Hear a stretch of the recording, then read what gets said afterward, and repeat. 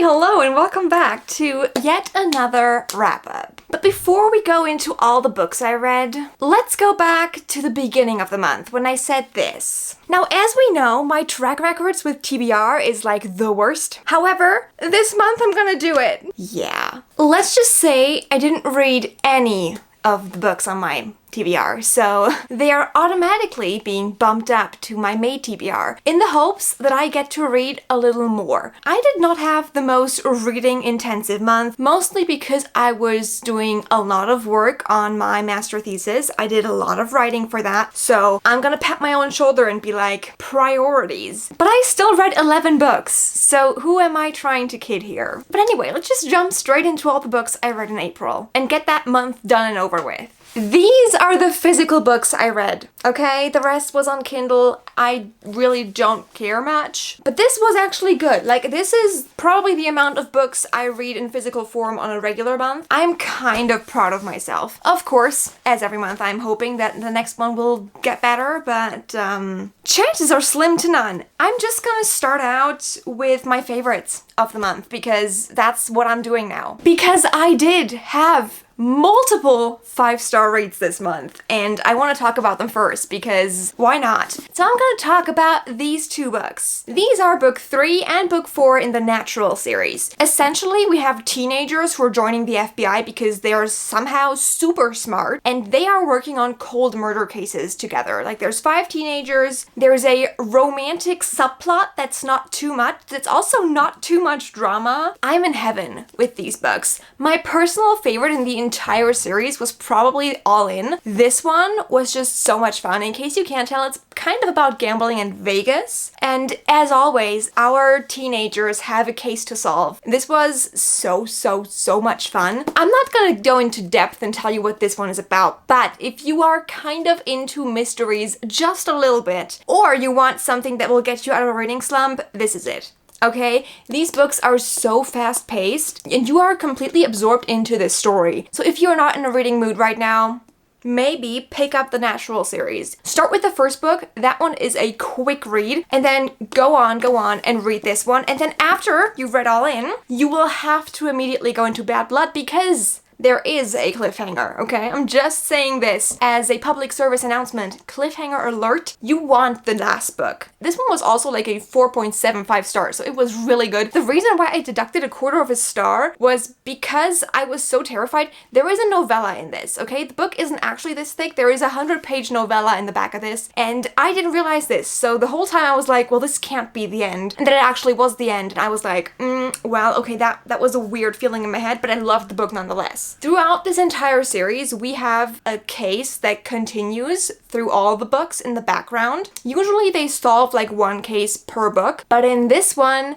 they solve the underlining case that has been with us since the first page of the first book. And honestly, let me tell you, when I finished this book, I sat there like awestruck. My jaw was on the floor, and I was just thinking back to the book and thinking how everything that happened in these was super important. So I can only say these are amazing. These are fantastic. They are now officially one of my favorite series, and I want you all to read them, just because they were so good. And also, if you do pick them up, tell me what you thought of them. Like, I get that sometimes people think I'm just asking because I want to be polite. No, I want to know your opinions on these books. Even if you hated them, tell me. I will still be interested as to why. But anyway, let's move to the other 5-star read of the month, which was Majesty. This book, I don't even know how to describe this. I don't know why nobody is talking about the American Royals series. Have I missed the memo? Are we not supposed to talk about it? This is amazing. This is a young adult piece of literature that I absolutely gobbled up. If you put this in a bowl with some oat milk, I will have this for breakfast every single day. So much fun. This is the second book in the series. The first one was amazing. The second one was also amazing. I am really excited to read the rest of the series, probably within the next month or so, because I can't wait. Essentially, the idea behind these is that George Washington wasn't the first president, but he was the first king. And so this family of the Washingtons have been the royal family ever since, right? And this is about the 3 children of the king of the USA, right? So we are following Beatrice, Jefferson, and Samantha, so the 3 royal children, and each of them has their own little drama in their life, okay? I'm not gonna tell you what the second book is about because that kind of spoils the ending of the first one. And then there are so many fake relationships and real relationships and kind of real relationships going on. There are so many feelings. I don't even know. The amount of drama in this. Who needs reality TV when we have this? Nobody. I don't even watch reality TV because I read so much. Anyway, this one, so much fun. I can only encourage you all to pick up this series. It is so good and it needs more hype. How about we just get all the physical books I have out of the way? Let's be honest, there's just 2 of them left. King of Envy. This was fun. However, it did not reach my expectations. Before we go into this, I have to tell you, I am not an Anna Huang stan, okay? I'm not a stan. I don't love everything she does. I enjoyed all her books thoroughly. They are by far not my favorite books. When I first read the premise of this book, which is about Vuk, and like he's communicating with people in sign language, he does not talk. It's a classic trope of he doesn't talk, but he talks to her. However, when I first started reading the book, of course I didn't read the blurb, okay? I never read the blurb. So I'm gonna tell you in the best way possible what this is about. It is a billionaire romance, and that is what my brain was when we entered the book. However, it didn't really stay a billionaire romance. Sure, he is still a billionaire, but it's more of like a mafia romance. And that's where my brain was like, I love myself a good mafia romance. However, I want to be prepared, and for this one, I was not prepared. My expectations were high for this, okay? Really high, because I love the whole he doesn't talk but he talks to you thing. And it just kind of didn't happen that well in this book. I don't know what it was about it that I didn't like. I read this on the 29th, I think, because the book came out on the 28th. I got it as the Kindle Unlimited edition, and then I went to the bookstore and I bought the actual copy. It was fun, it was good, right? It wasn't bad, but I was a little disappointed. Like, I'm not mad, I'm just disappointed, like a parent. What I did like about this book was the female main character. I actually really enjoyed her. I loved seeing representation of people of color, always do. Actually, that is a thing that Anna Huang does frequently, and I am having the greatest time with this. Like, every time I read about her dark skin, I'm like, yes! I get so excited for random things, just because I feel like more people feel represented in books. And especially as somebody who is kind of underrepresented, not as a white woman, but as an autistic, disabled, and queer person, I do feel like my representation is kind of in the basement. So every time anybody is represented, I get super excited. I am, however, really obsessed with the cover. I think it is stunning. Like, what is in this? The covers are immaculate. So in general, I would say this was fun. This was a good time. It was a solid 3 stars, right? But it wasn't as extraordinary as I hoped it would have been. This was fun. Let's move on to the last book. Now, in the reading vlog that I did, this one, I told you that I was going to continue reading Fearless and I was going to tell you all about it. However, I did not continue reading Fearless. I tried. It was not for lack of trying. It was just because of the book. I was so not invested that I felt like if I continue to read this book, I'm going to absolutely hate it. So I stopped because I was like, you know what? Maybe for this one, I am not the target audience, and that is fine. If you were really into the first and second book in this series, you're definitely gonna love this one as well. However, as somebody who wasn't into the first book and also wasn't into the second book, I can tell you that I also was not into the third book. I might give it another try. Like, this is not a hard DNF. This is a softer DNF. If I do feel like reading this anytime soon, I will. Chances are very slim that I am going to finish it just because I didn't enjoy it. Mostly because I don't really like the characters. Again, I had the same feeling that I had with the Powerless, with the first one. It felt like I'd been here before because I love the Red Queen so much, and that just overshadows everything in my head, right? I know that even the author of the Red Queen series, Victoria Aveyard, she said this isn't a problem, right? She was like, it's fine, nobody panic. Sometimes books are similar. But in my head, it just doesn't want to work. And that's fine. I don't need to force myself. So if you enjoyed the rest of the series, this is probably a great ending to it. If you didn't enjoy it, it's not getting better. Maybe that's where we're leaving it with this. I don't want to talk much more about Fearless. And now I'm getting my iPad out. Well, I'm getting my reading journal out because I do need to look through all the ebooks that I read because there were a few. Let's just start with the first one. This is Not Like Other Girls. Yes, not is spelled that way because it is in fact an Omegaverse romance. Who would have thought? Nobody. This is one of my comfort genres. This was fine. I was actually highly anticipating this book because I read the first 2 books in the series and then I saw, okay, April is the month in which this 3rd book comes out. So I read it really quick in the beginning of the month when I was right into this slump and it kind of helped. I read the book in one sitting. It was fun. It was good. I'm here to tell you what's extraordinary, what I loved, and this was something that I liked.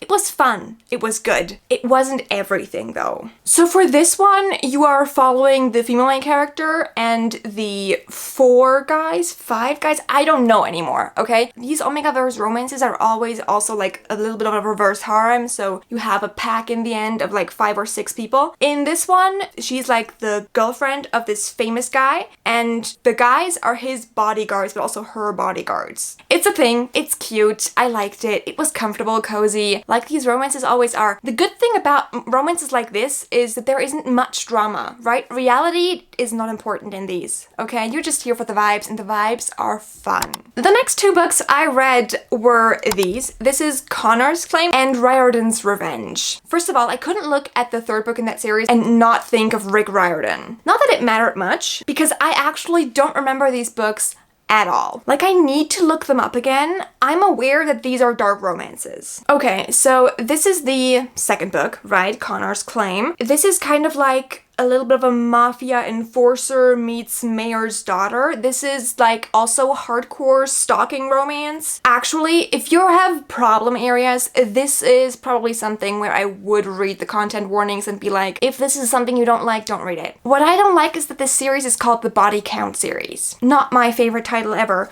However, 3rd book in that series, Riordan's Revenge. Right, I forgot that these guys wore masks. Ooh, okay. The tropes with which this book is described, by the way, is mafia, princess, and bike thief. I didn't know that was a thing. Okay, sometimes I'm new to tropes. It also says she's a killer in training. Now, I don't remember this. Okay, I'm just reading you what the blurb says. Even after reading the blurb, I still don't know a thing about these books. I rated them like 3 stars, which is my general rating for it was good, it was fine, it was okay. Technically, good, okay, and fine do not equal the same level of book, but in my case, they do. Which was, we were here for a fun time, not a long time, because apparently the book left my brain the second I closed it. So let's just move on. Next up is Whirlwind, this one. This is a professor-student romance, which is not my favorite trope, okay? It's not my cup of tea. I am also really not into doing the deed in a storm. That does not sound safe. He's a storm chaser, and she's a student of his who learns meteorology. She's really into the weather and storms, so together they chase storms. It's cute, it was fun, I had a great time reading this, but it is spicy. If you're not looking for the new spicy book, maybe not that one. It kind of has this forbidden romance aspect. Of course, it's a student-teacher romance. They are, however, both consenting and adults, so I like it. My favorite character was her best friend, okay? I don't remember his name. I don't remember any names.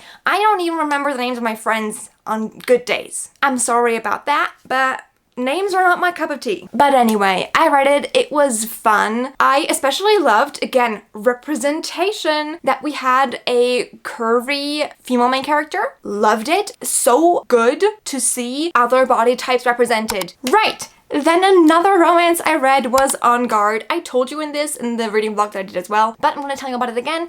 This is a romance between a professional fencing guy, he fancies a fence. Stop.